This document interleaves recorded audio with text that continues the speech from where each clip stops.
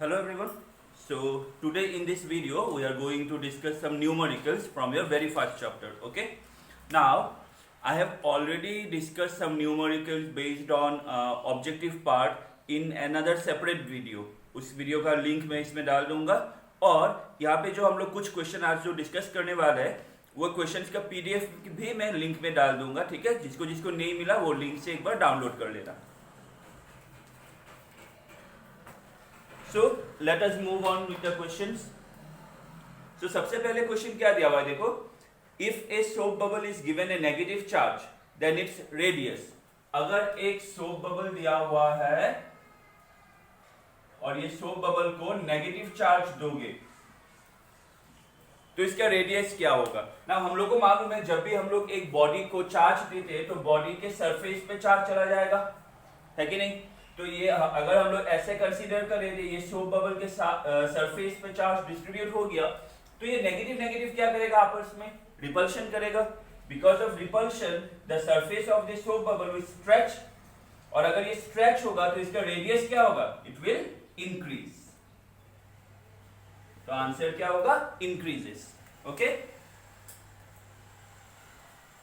Second question, when a body is earth connected, when a body is earth connected, अगर एक body लोगे जो कि अर्थ के साथ कनेक्टेड है, ओके, दैट मीन्स ग्राउंड किया हुआ है, such that electron flows from earth into the body. अभी अर्थ से इलेक्ट्रॉन जा रहा है कहां पे, बॉडी पे.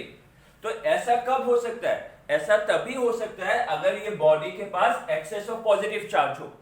अगर ये बॉडी के पास एक्सेस ऑफ पॉजिटिव चार्ज होगा तो ये जो ग्राउंड में नेगेटिव चार्ज रहेगा पॉजिटिव नेगेटिव को खींच लेगा. Why, because of the potential difference between the body and the ground. So ये बॉडी को क्या चार्ज होना होगा, it will be positively charged. Okay.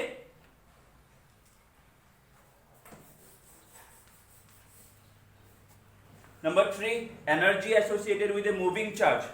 Now remember, energy associated with a static charge is electric field.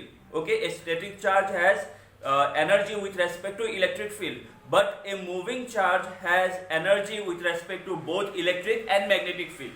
क्योंकि यहाँ पे moving charge दिया हुआ है तो इसका ऑप्शन का आंसर होगा C. Question number 4, when a charge is given to a conductor, okay, तो इसका आंसर होगा A, more charge accumulates at the region of small curvature. Why, because we know surface charge density is inversely proportional to radius. तो जितना reason का radius of curvature छोटा होगा वहां पे उतना ही ज्यादा चार्ज जमा होगा. Okay, so following this relation we can say the answer will be option A.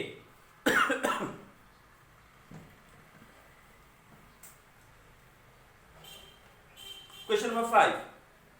How many electrons should be removed from a coin of mass 1.6 gram? Okay. So mass कितना दिया हुआ है, 1.6 gram. That means we can write 1.6 into 10 to the power minus 3 kg. And so that it float in an electric field भी दिया हुआ है कितना, 10 to the power 9. Directed upward. So एक इलेक्ट्रिक फील्ड है जिसका डायरेक्शन ऐसा है. इस इलेक्ट्रिक फील्ड में हम लोग एक कॉइन रख देंगे. ओके, नाउ ये कॉइन को फ्लोट करना है. अगर ये कॉइन को फ्लोट करना है तो ये कॉइन का जो वेट है mg और ये इलेक्ट्रिक फील्ड की वजह से जो फोर्स लगेगा F, they should balance each other. Yes और no. If they balance each other then only this coin will float in the electric field. Okay, now the question says how many electrons should be removed. बात समझो. हाँ, अभी इसके पास जो electrons है, ठीक है, या फिर अभी इसके पास जो मास है वो मास ये इलेक्ट्रिक फील्ड का फोर्स बैलेंस नहीं कर पा रहा है. अगर इसमें से कुछ इलेक्ट्रॉन हटा दोगे, इलेक्ट्रॉन के साथ भी क्या रहता है, मास एसोसिएटेड रहता है. तो इलेक्ट्रॉन हटाना मतलब क्या हटेगा, थोड़ा इसका मास कम हो जाएगा. तो इसका मास कितना कम करना होगा ताकि ये फोर्स इसको बैलेंस कर सके, हम लोग को वो निकालना है. Okay, so we know that what is the formula for force due to electric field? F equal to QE. Yes or no? Here F should balance what? Mg. So I can write F equal to mg. Q, we know that charge Q equal to what? Ne. तो यहाँ पे हो गया E. We have to find the number of electrons that should be removed. That means we have to find N. So N will be equal to what? Mg divided by E into E. यहाँ पे M क्या हो गया? Mass, G gravity, E charge of electron and capital E electric field. ये सब value put करके calculate करके answer निकाल लो. Okay?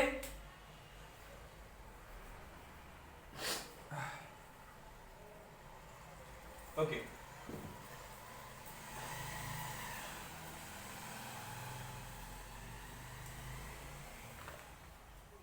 Next question number 6. A body is charged by rubbing its weight. Now यहाँ पे दिया हुआ नहीं है कौन सा बॉडी में इलेक्ट्रॉन आ रहा है और कौन सा बॉडी में इलेक्ट्रॉन जा रहा है. We know that when we rub two bodies, so what happens? Electron gets transferred from one body into another body. जिस बॉडी से इलेक्ट्रॉन जाएगा, it will lose weight, and जिस बॉडी पे इलेक्ट्रॉन आएगा, not weight, that will gain mass. Okay? So here, since it is not given that which body is losing the electron and which one is gaining the electron, so mass or weight we can say it may increase or may decrease. So option B. Okay, question number 7 try करना, उतना hard नहीं है. Question number 8 ये तुम लोग का आता है, इंडक्शन का फॉर्मूला लगा देना इसमें. Okay, let us see question number 9.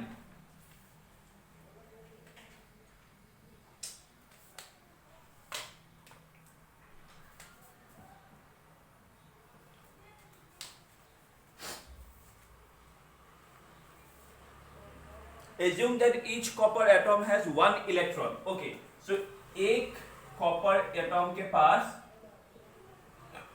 एक free electron है. Okay, estimate the number of free electrons in 1 milligram of copper. 1 milligram of copper में कितना free electrons है हम लोग को वो निकालना है.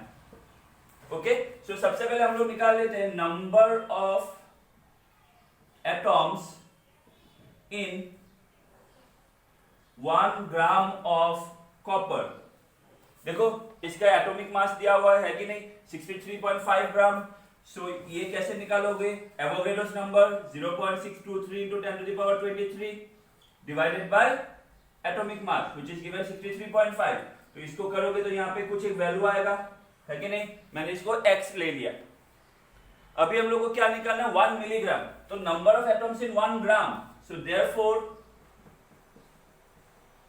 Number of atoms in 1 milligram and x, ये जो वैल्यू मिला x, है कि नहीं, इसको क्या करना है? ये 1 ग्राम के लिए 1 मिलीग्राम, तो divide by 1000, that mean this x multiply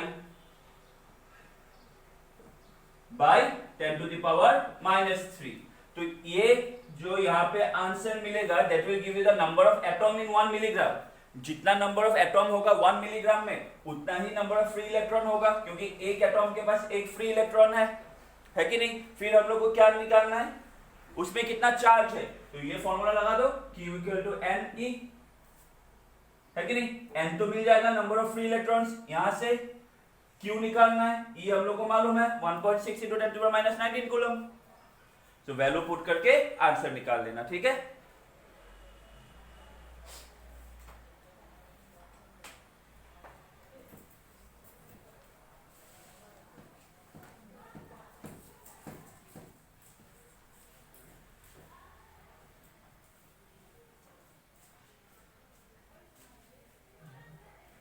Question number 10. Two copper balls, each of weight 10 gram, are kept in air 10 centimeter. If one electron from every 10 to the power 6 atom is transferred from one ball to the other, the coulombic force between them is question mark. Okay, so according to the question, देखो सबसे पहले तो हम लोग निकाल लेते हैं number of atoms. Okay, number of atoms in given mass. तो क्वेश्चन में गिवन मास कितना है? गिवन मास दिया हुआ है 10 gram. Okay, so number of atoms in given mass, तो इसको हम लोग क्या करेंगे? Given mass divided by atomic mass into Avogadro's number. Okay, अगर ये पुट करोगे तो यहाँ पे कुछ एक वैल्यू आएगा, ठीक है। ये वैल्यू कितना आएगा, ये वैल्यू आएगा approximately 9.4 into 10 to the power 23, 9.4 into 10 to the power 23। तो ये हो गया जो गिवन मास है उसमें total number of atoms. Now बात समझो, हाँ, अकॉर्डिंग टू द क्वेश्चन हर 10 टू द पावर 6 एटॉम के लिए एक इलेक्ट्रॉन जा रहा है, यस और no? If one electron from every 10 to the power 6 atom is transferred, हर 10 टू द पावर 6 एटॉम के लिए एक इलेक्ट्रॉन ट्रांसफर हो रहा है। So how can we find the number of total electrons transferred? So therefore transfer of electron between the balls, ठीक है। तो ये वाला नंबर को क्या करना होगा, 10 to the power 6 से डिवाइड करना होगा। अगर तुमको बोले जो टोटल 500 इलेक्ट्रॉन है, 500 एटॉम है और हर 50 एटॉम में एक इलेक्ट्रॉन जा रहा है, तो 50 में से अगर एक इलेक्ट्रॉन जाएगा 500 में से कितना जाएगा, 10। वो कैसे निकलेगा, 500 divided by 50। So similarly, this one you have to divide 9.48 into 10 to the power 23 divided by 10 to the power 6. So if we divide 9.48 divided by 23 to 10 to the power 6, then we will get approximately 9.48 into ये 6 ऊपर गया minus हो जाएगा तो ये 3 और ये हो गया 10 to the power 17। ओके, यहाँ तक क्लियर है? सॉरी, यहाँ पे एक चीज गलत हो गया, ये 23 नहीं होगा, ये 22 होगा, तो ये भी 22 हो जाएगा, ये 16 आएगा। Okay, according to calculation. Now बात समझो, हाँ, जब दोनों बॉल के बीच में इलेक्ट्रॉन इतना ट्रांसफर हो रहा है, सो यहाँ पे एक बॉल है, यहाँ पे एक बॉल है, इसमें से जितना इलेक्ट्रॉन जाएगा इसके पास क्या होगा, उतना नेगेटिव चार्ज आ जाएगा, और इसके पास क्या होगा, इलेक्ट्रॉन चला गया मतलब उतना ही पॉजिटिव चार्ज बच जाएगा। दैट मीन्स दोनों बॉल के पास क्या होगा, इक्वल अमाउंट ऑफ चार्ज रहेगा। Only the difference is one will gain negative charge and one will have positive charge remaining. Yes और no? So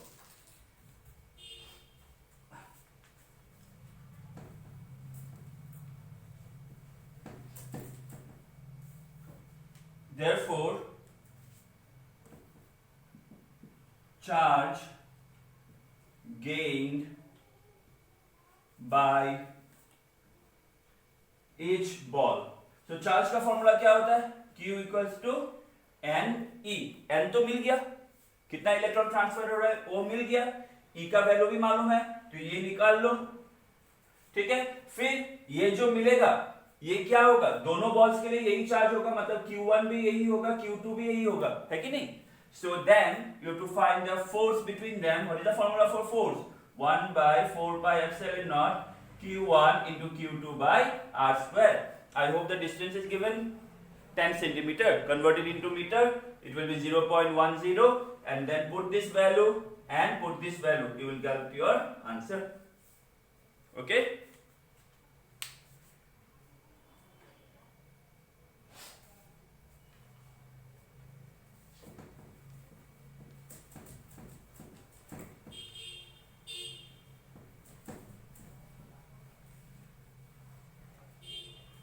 Okay, next question number 11.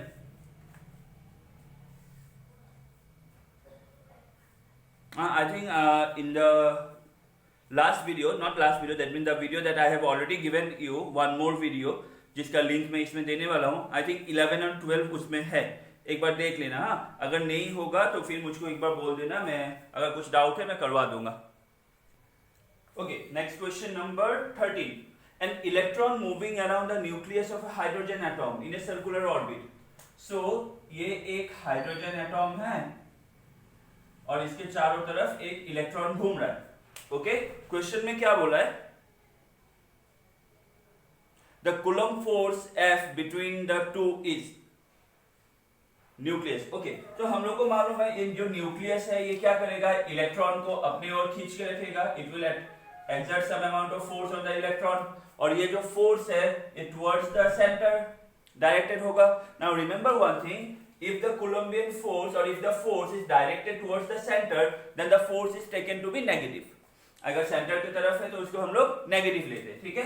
So F equal to K Q1 into Q2, यहाँ पे Q1 भी हो गया E, Q2 भी हो गया E, सो ये हो गया E स्क्वायर, यस नो, ये हो गया E square divided by R square. Now इसको अगर मैं इन टर्म्स ऑफ यूनिट वेक्टर लिखूं, क्योंकि अगर आंसर देखो सब में यूनिट वेक्टर या फिर हाँ पोजीशन वेक्टर दिया हुआ है, तो यहाँ पे एक -2 आएगा क्योंकि ये सेंटर की तरफ है। So in terms of position vector I can give here one what r cap. Now what is the formula for unit vector, class 11 में मिला है। Unit vector equals to given vector divided by magnitude of the vector, ये होता है formula. So similarly unit vector r will be what, given vector r divided by magnitude. Magnitude मतलब क्या होगा, r, no direction only value. सो इसको मैं ऐसे लिख सकता हूं equals to -k e square by ये हो गया गिवन वेक्टर r और r स्क्वायर क्या हो जाएगा by r cube. So this one will be our answer.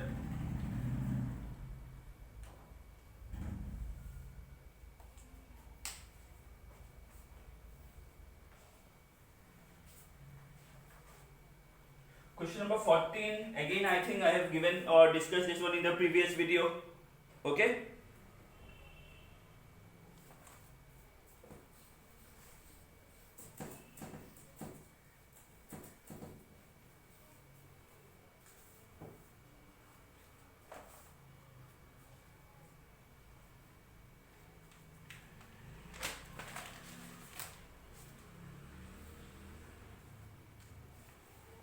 Okay, next let us see the sums related to electric field and potential, that is from question number 24.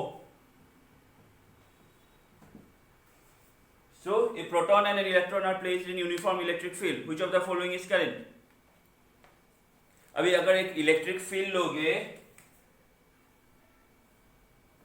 और इसमें एक proton को रखोगे तो उसमें फोर्स लगेगा किसमें, in the direction of field, कितना QE, और इलेक्ट्रॉन में क्या होगा ऑपोजिट टू द फील्ड, लेकिन फोर्स क्या लगेगा QE, बिकॉज इलेक्ट्रिक फील्ड तो यूनिफॉर्म है कि नहीं। सो आंसर क्या होगा, the forces will be the magnitude of forces, not the direction, the magnitude of forces will be equal, so it will be option number D.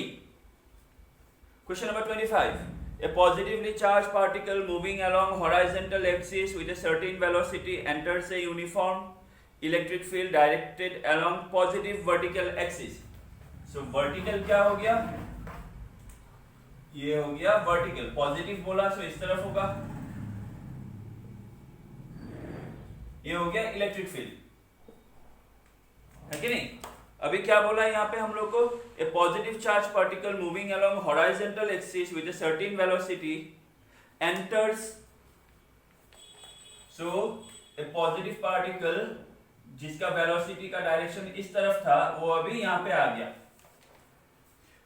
सो इसमें कुछ options दिया हुआ है, कौन सा करेक्ट होगा। नाउ देखो, हाँ अगर ये इस तरफ आ रहा है, इसका इनिशियल वेलोसिटी का डायरेक्शन किस तरफ था, इस तरफ, इस पे फोर्स किस तरफ लग रहा है, इस तरफ, ये डायरेक्शन में तो और कोई फोर्स नहीं लग रहा है, तो ये जो वेलोसिटी है ये क्या हो जाएगा कांस्टेंट, क्योंकि अगर वेलोसिटी चेंज होना होगा तो एक एक्सटर्नल फोर्स की तो जरूरत पड़ेगा, ये डायरेक्शन में तो और कोई फोर्स लग नहीं रहा है, तो इसका जो आंसर होगा वो होगा बी, वर्टिकल वेलोसिटी चेंजेस, ये वेलोसिटी चेंज हो जाएगा but horizontal velocity remains constant. Why? Because there is no external force, okay, or no force of the electric field in the horizontal direction. Vertically initial velocity क्या था, 0, लेकिन जैसे electric field पे जाएगा वो ऐसे फोर्स लगाएगा तो वो 0 से बढ़ के कुछ दूसरा वैल्यू हो जाएगा, ठीक है।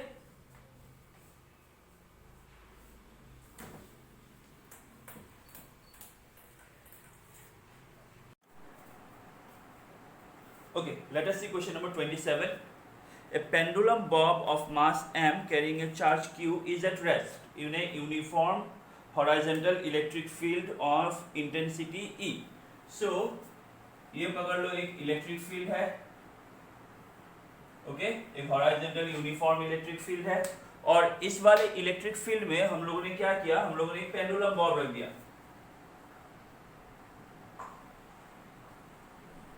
सपोज बॉब यहाँ पे आके ये रेस्ट पे हो गया, ओके, सो ये क्या होगा, टेंशन बॉब का वेट किस तरफ होगा, नीचे की तरफ mg, और इलेक्ट्रिक फील्ड की वजह से फोर्स किस तरफ लगेगा, इस तरफ। इलेक्ट्रिक फील्ड का फोर्स क्या होता है, QE।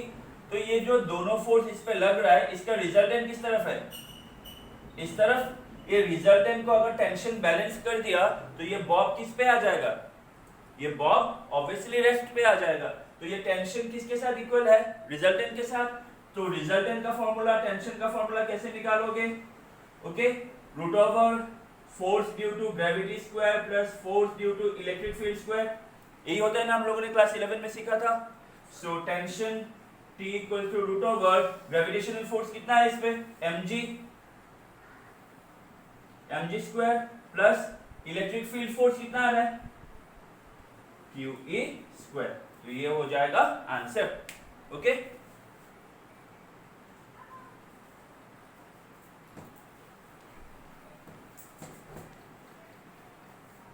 सो बाकी जो सम्स है एक बार देखना, हो सकता है जो वीडियो जो पहला है उसमें से इसमें से कुछ कुछ हम लोगों ने पहले ही किया हुआ है, ठीक है। मैं एक काम करता हूँ, इसमें मैंने बहुत सारा सम्स दिया हुआ है, थोड़ा प्रैक्टिस करना, जो नहीं आता है एक बार पूछ लेना। जो लास्ट का पेज है जिसमें 3 सम्स था शायद, okay, let us see that 3 sums, वो थोड़ा अलग टाइप का सम्स है, एक बार हम लोग चलो देखते हैं। Let us move on to the last page, 50, 51, 52 question number. Okay, question number 50. In question number 50, there are 3 plates.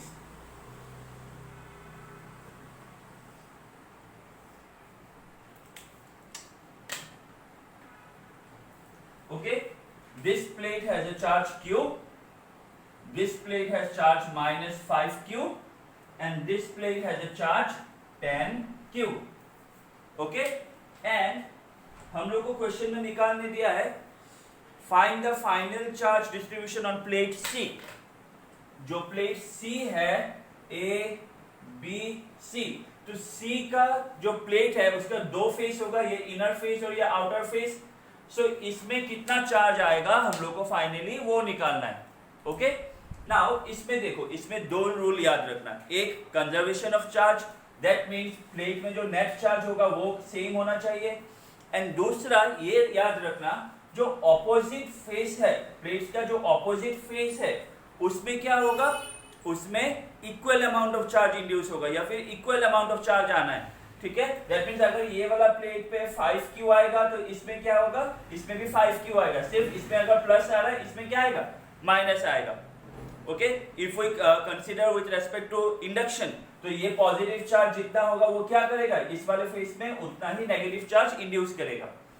So now ये आउटर फेस, इसका जो आउटर फेस है और इसका जो आउटर फेस है, इसके सामने तो कोई दूसरा नहीं है ना, कोई है, कोई और दूसरा नहीं है। तो मैं ये वाला जो फेस है मैं इसको ले लेता हूं,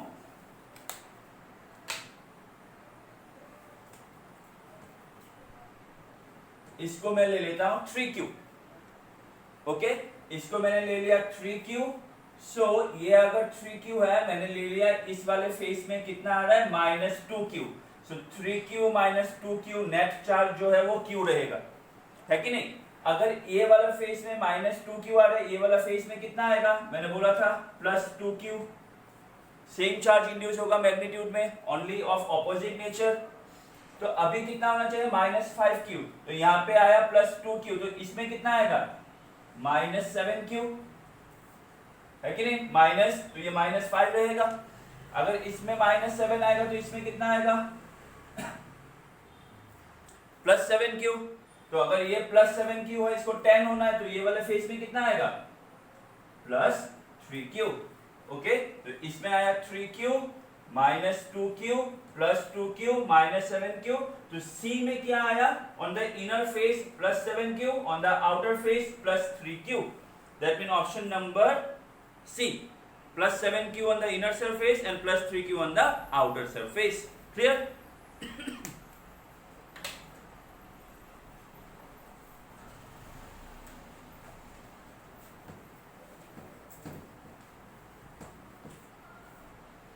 Okay, question number 51. The electric field on the two sides of a large charged plate okay, so ये एक बड़ा सा चार्ज प्लेट, ये एक बड़ा सा चार्ज प्लेट दिया हुआ है. Okay, so we are taking this one to be positively charge plate, क्योंकि यहाँ पे चार्ज बोला है, नहीं बोला गया ये नेगेटिवली चार्ज है. ठीक है, so we are taking a positive charge plate and अभी बात समझो. हाँ, इसका जो पॉजिटिव चार्ज के लिए जो इलेक्ट्रिक फील्ड होगा उसका डायरेक्शन किस तरफ होगा? इस तरफ. इसका भी क्या होगा? इस तरफ होगा कि नहीं? लेकिन डायग्राम में दिया हुआ है कि ये जो प्लेट है इसमें भी इस तरफ इलेक्ट्रिक फील्ड लग रहा है. यस और no? That means there should be an external electric field. तो ये एक्सटर्नल इलेक्ट्रिक फील्ड हम लोगों ने ले लिया E नॉट. ओके, सो अभी जो नेट इलेक्ट्रिक फील्ड इसका ये वाले फेस में है, ये वाले फेस में नेट इलेक्ट्रिक फील्ड कितना दिया हुआ है? E1, ये दिया हुआ है 8. और इस वाले फेस में जो नेट इलेक्ट्रिक फील्ड है E2, वो दिया हुआ है 12. ओके, सो देयरफॉर यहां पे ये हो गया 8, यहां पे ये हो गया 12. नाउ ये जो इलेक्ट्रिक फील्ड है,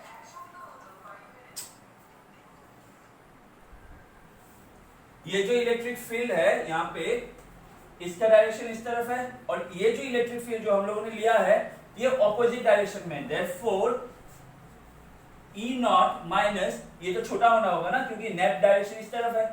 E नॉट माइनस E कितना आएगा हम लोगों का? 8. एंड इसका भी नेट डायरेक्शन इस तरफ है और ये दोनों सेम है. That means E naught plus E should be equal to 12. So now इसको सॉल्व करो. Minus E plus E cancel. Twice E naught equals to 20. That means E naught equals to 10. ये हो गया एक्सटर्नल फील्ड. एक्सटर्नल फील्ड कितना मिला? 10. सो कोई भी एक इक्वेशन में पुट कर दो. 10 minus E equals to 8. So E equals to कितना हो जाएगा? 2. सो जो ये इलेक्ट्रिक फील्ड है इसका वैल्यू हम लोग को कितना मिला? 2. अभी हम लोग को क्या निकालना है? Surface charge density. What is the formula for surface charge density? Sigma by 2 epsilon naught. So sigma, sorry,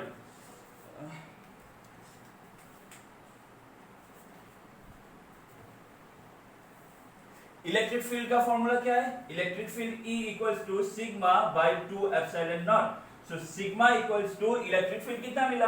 2. So 2 into 2 4 epsilon naught. तो आंसर कितना होगा? 4 epsilon naught. Okay,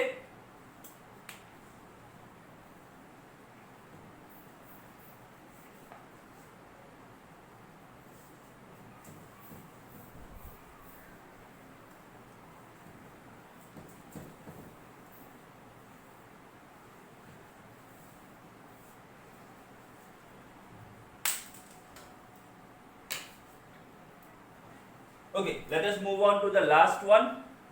3 infinite long charge sheets. तो यहाँ पे 3 long charge sheet लिया हुआ है. पहला का सरफेस चार्ज डेंसिटी सिग्मा, दूसरा का -2 सिग्मा और तीसरा का फिर से सिग्मा. और अगर देखो एक पॉइंट P दिया हुआ है. अभी पॉइंट P यहाँ पे अच्छे से प्रिंट नहीं हुआ. ये पॉइंट P यहाँ पे है. ओके, और ये पॉइंट P पे हम लोगों को इलेक्ट्रिक फील्ड निकालना है. क्वेश्चन में दिया हुआ जो वर्टिकल डायरेक्शन है, दैट मींस ये वाला डायरेक्शन, इसको z एक्सिस लेने के लिए, इसलिए जो ऑप्शन है वो k कैप के हिसाब से दिया हुआ है कि नहीं? नाउ अच्छे से बात समझो. हाँ, फिर से ये तीनों को हम लोग क्या कंसीडर करेंगे? Positively charge plate. ओके, ये पॉइंट है, ये पॉइंट, इसका जो इलेक्ट्रिक फील्ड बनेगा हम लोगों ने ले लिया E1, इसका इलेक्ट्रिक फील्ड ले लिया E2, इसका इलेक्ट्रिक फील्ड ले लिया E3. हम लोग को निकालना है electric field at point P. तो पॉजिटिव चार्ज है, पॉजिटिव की वजह से इलेक्ट्रिक फील्ड का डायरेक्शन किस तरफ होगा? इस तरफ. दैट मींस जो इलेक्ट्रिक फील्ड लगेगा, formula sigma by 2 epsilon not. ये हो गया E1. डायरेक्शन इस तरफ. ये वाला क्या था? Z. ये Z. अभी ऑपोजिट टू z मतलब minus k cap E2 2 sigma, so 2 sigma by 2 epsilon naught, that means sigma by epsilon naught. Again direction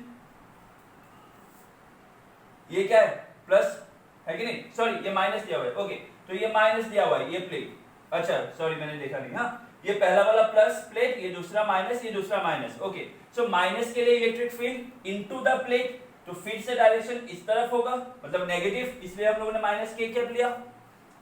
third E3 again minus, तो ये पॉइंट पे जो इलेक्ट्रिक फील्ड लगेगा इस तरफ इनटू द प्लेट, पॉजिटिव होता तो इस तरफ लगता, पॉजिटिव डायरेक्शन इस तरफ मतलब नेगेटिव z डायरेक्शन, कितना है sigma, so sigma by 2 epsilon naught minus k cap, so therefore net electric field at point P E1 E2 E3 कितना आएगा, sigma by 2 epsilon naught plus sigma by 2 epsilon naught plus